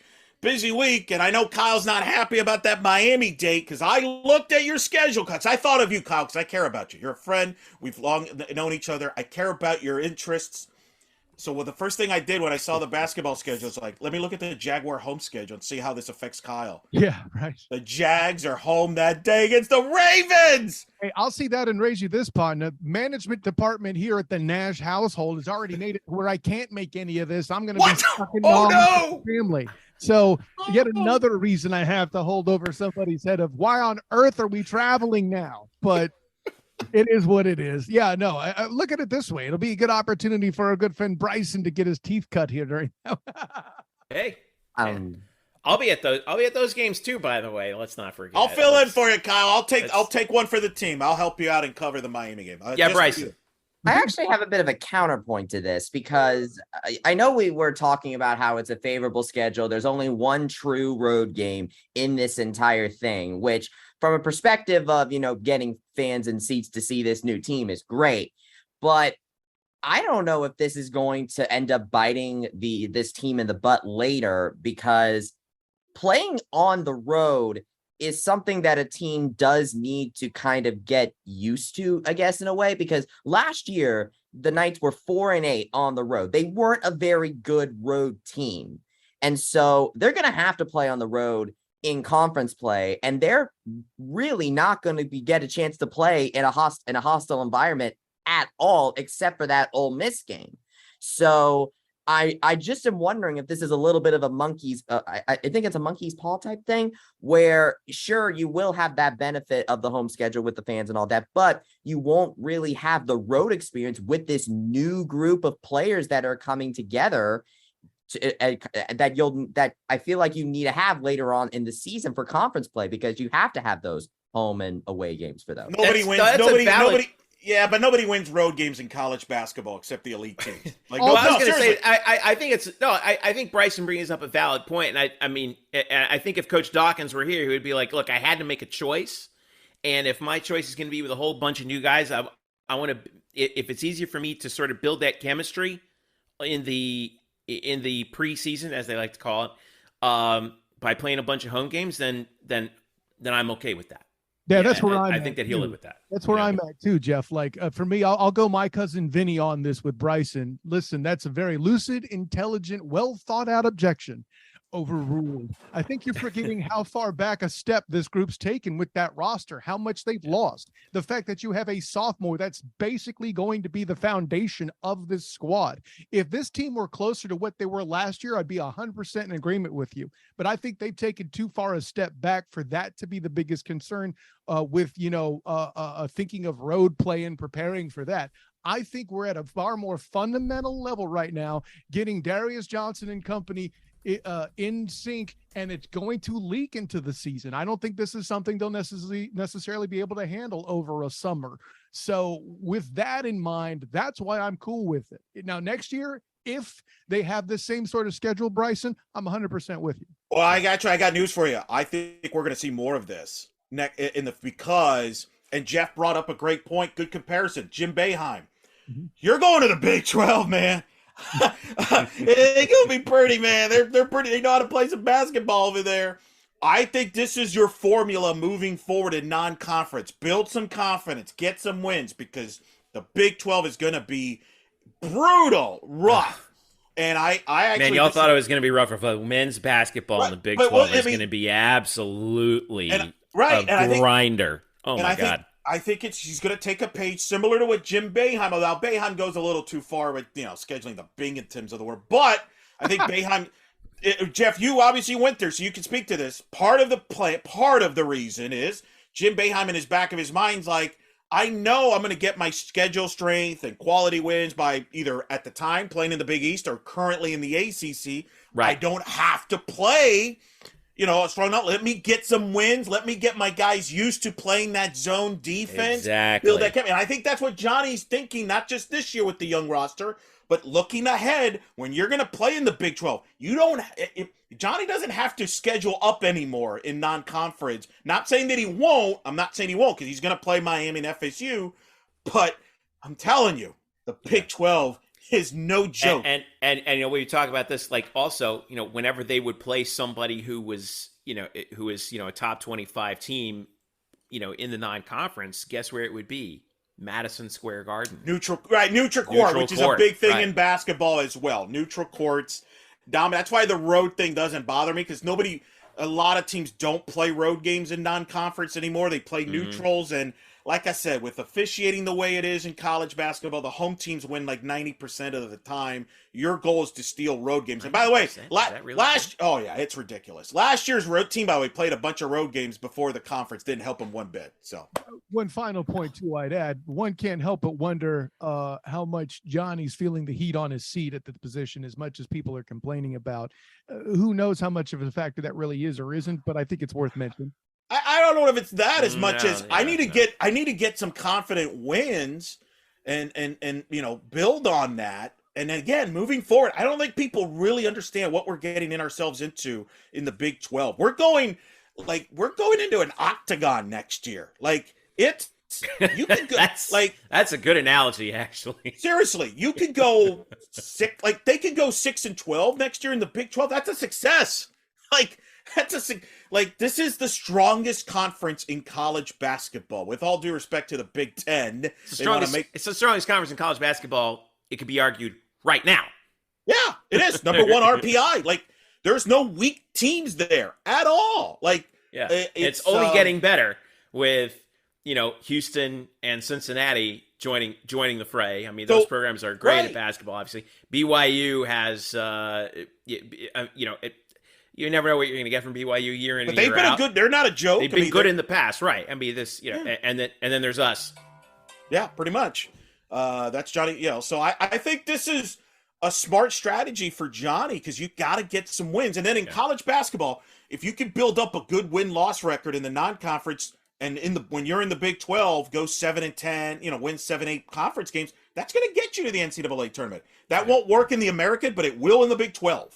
All right, so we await what the conference schedule will look like, but also what the women's basketball non-conference schedule will look like. Hopefully, we'll get that in the next. Kyle, real quick, one-word answer: Darren Green's return. Cheers, booze, mix.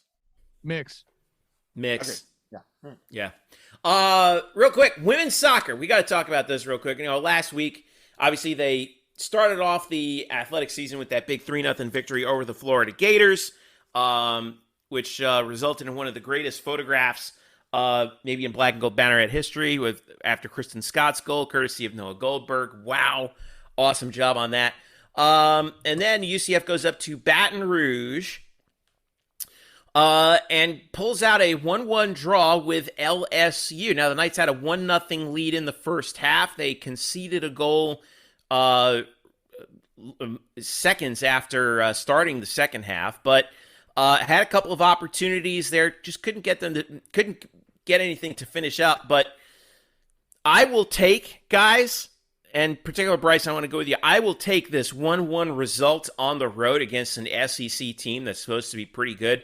And apparently the United Soccer Coaches poll voters thought the same thing, because they bumped UCF up from not ranked to 23rd in the country as a result of that.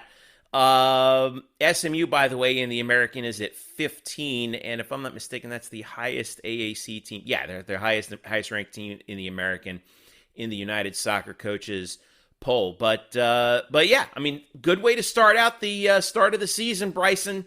1-0-1 as you continue play.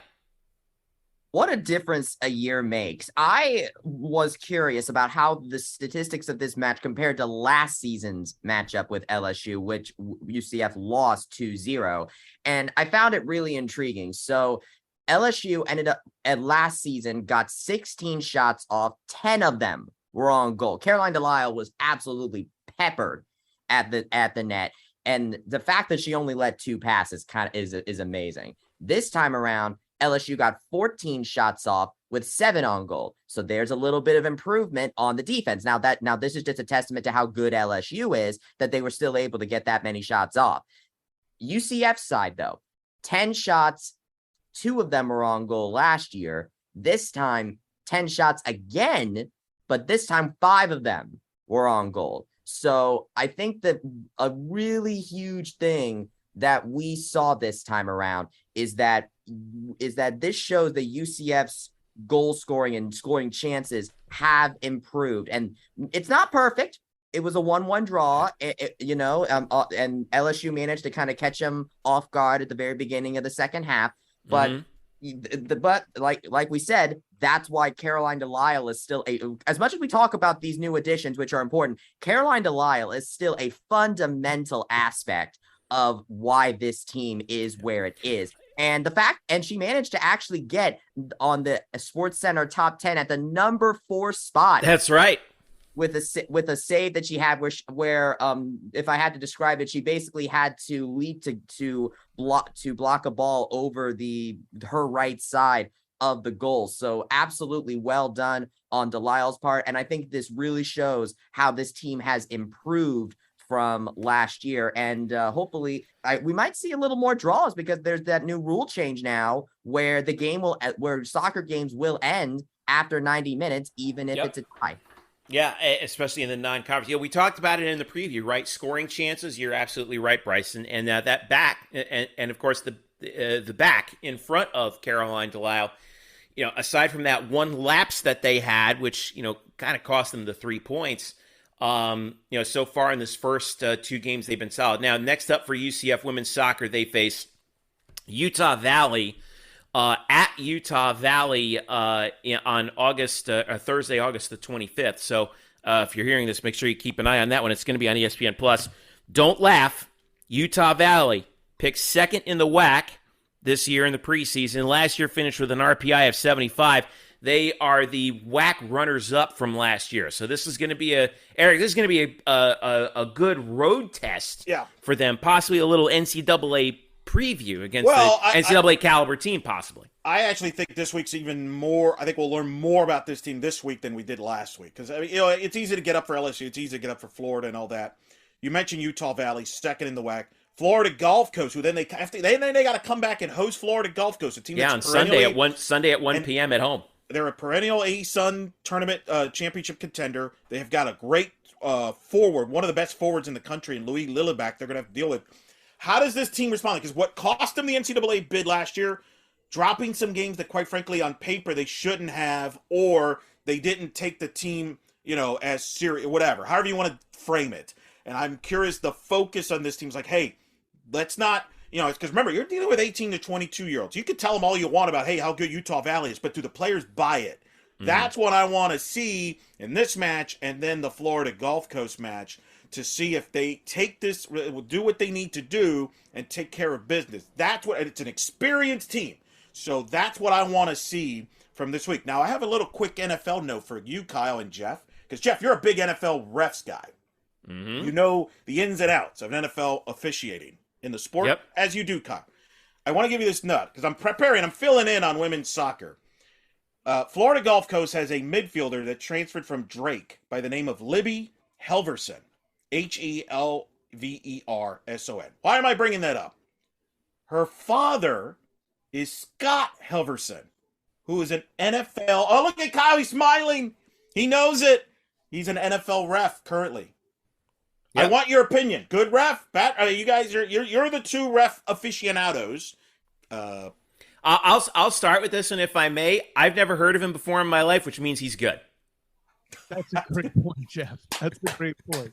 I mean, for my money, the bar is pretty low, and I'm going to go with Jeff. I know the name, but none of his work comes to mind. Well, that's a good thing, then. That's a good thing. There go, mission accomplished. I mean, right, isn't that the whole object of the game? If you're an official, if nobody knows who you are, if you don't do anything, if your name is not known, you've accomplished what you've set out to do. So there you go, Kyle. Right. There you go. If you want to meet an NFL referee, you might come out Sunday at the soccer stadium. Hey, maybe he'll talk to me about the Des Bryant catch. Anyways. Oh man. All right. Well, UCF women's soccer again at Utah Valley on ESPN Plus in Orem, Utah. Thursday, August 25th, 7 p.m. And then home Sunday, 1 p.m. Florida Gulf Coast. Eric Lopez on the mic. I'm on ESPN Plus. Filling in on Sunday. Filling in for one Evan Weston. Is that correct, Eric? Evan's got Orlando City soccer that night against Sean Johnson and New York City FC, who's in town that night. What a day of soccer. Yeah. 1 o'clock, UCF Florida Gulf Coast, and then Orlando City at night, a big matchup against New York City FC against Sean Johnson. And the defending MLS Cup champions, the New York City FC there. So that's why I will be just slightly filling in, and no way that's Evan's chair, and I'll be working with Ryan Davis. So not to be outdone, of course. At the same time, Thursday UCF men's soccer. We heard from Scott Calabrese earlier in the show. Starts their season at number 15 Wake Forest. That'll be on ACC Network. They also play Monday night, 7 p.m. against North Florida. Are you ready for some Monday night football? Monday night football. That's right. Yes. As football, no football. Austin David and Ryan Davis will be calling it, not Joe Buck and Troy Aikman, just for the record. Yep, and we move headlong into next week, where we will have football's opener against South Carolina State, volleyball opening up their season against the Syracuse Orange and the Kansas State Wildcats. This is it, guys. We are diving in. Are you inviting Jim Boeheim to come down for that match? Absolutely. I don't know if he'll oblige, but listen, the invite's open. Or Paul Pasqualoni or Paul Coach Pasqualoni. P. Yeah, get Coach P down Coach, here. Donovan McNabb. Yeah, that should be your role, Jim. I got my Donovan McNabb jersey hanging up right over there. My orange number 5 alternate jersey. Now you're not going to wear all time. Now, obviously, you're not going to wear orange when you're doing No. Now, however, I will say, I am doing PA for a couple of the neutral site matches in which Syracuse is playing, and I'm really looking forward to that. And so, let me tell you, listen, any Syracuse fans or Syracuse people, we got a few Syracuse people who are in the audience. Jamie say, Listen, I'm going to do my best to bring the atmosphere of the Carrier Dome into the venue for Syracuse volleyball in those neutral site matches. However, you probably know this. That's good. My debt has been serviced to Syracuse University My heart and soul lives with the black and gold, and everybody knows that. Are we doing a Jeff Sharon trophy? Like UCF West Virginia men's soccer, a Big 12 trophy. I say the winner of UCF Syracuse gets I have some spare refrigerator water filters I got to get rid of here, so maybe we can turn one of these into a trophy. I don't know. All I can say is this: okay, Oranger. Anyway, it's not the same. It's not the same. All right, but Jessica. Unlike Jamie Say, did you know this? Because I've spoken to her. She used to call Syracuse volleyball back in her Syracuse days. Yeah, absolutely. Jamie Say's a legend. Okay, Jamie Say is a legend out there. She has. If there's a sport that Syracuse did, Jamie Say did it, and she was great at it. So, and I fully say this as the reigning president of the Jamie Say fan club. So, Jamie, come to the match. Huh? What? Can I get in the officer corps of that fan club? I feel like I have a spot there too. I will allow it. Yeah. So, all right. So we got a big week coming up. Make sure you follow us at UCF Banneret _SBN for all the latest on UCF news. We're also finishing up our football previews. We had our roundtables going up this week. We're finishing up the opponent previews as well, and we'll have full previews going into next week's game Thursday night against South Carolina State. Make sure you follow us individually. Drew is at Statboy Drew. I am at Jeff _Sharon. Bryson is at It's Bryson Turner. Eric is at Eric Lopez Elo. And Kyle is at the SOTG for the student of the game. And Jeff, don't forget all the stuff we've been mentioning about press conference and clips here through the show, especially for football. I can account for that personally. You can find all that on Twitter, on the Instagram page, on the YouTube channel, all of that. Follow, subscribe, do all that happy stuff. You don't have to take my word for it that Coach said it. You can prove it there. Mm-hmm. Make sure you follow us on those platforms. Facebook.com/Black and Gold Banneret. There too. YouTube.com/Black Gold Banneret. Instagram, Black and Gold Banneret for all your latest news. By the way, thanks to Derek and Noah, who've also been putting up their incredible photography on our Instagram page. Those guys are absolute aces. Make sure you follow them as well. _DS Warden, the Noah Goldberg on Twitter as well for all your latest. For all of us here at Black and Gold Banneret, I'm Jeff Sharon saying thank you so much for listening. Leave us a review. If you don't already subscribe to us, please do subscribe to us as well on Apple and Android, wherever you get your podcasts. We appreciate you guys so much for all you do for us, and that's why we do this for you. For all of us here at Black and Gold Banneret, I'm Jeff Sharon saying thank you so much for listening, and we will catch you next week. Go Knights, charge on.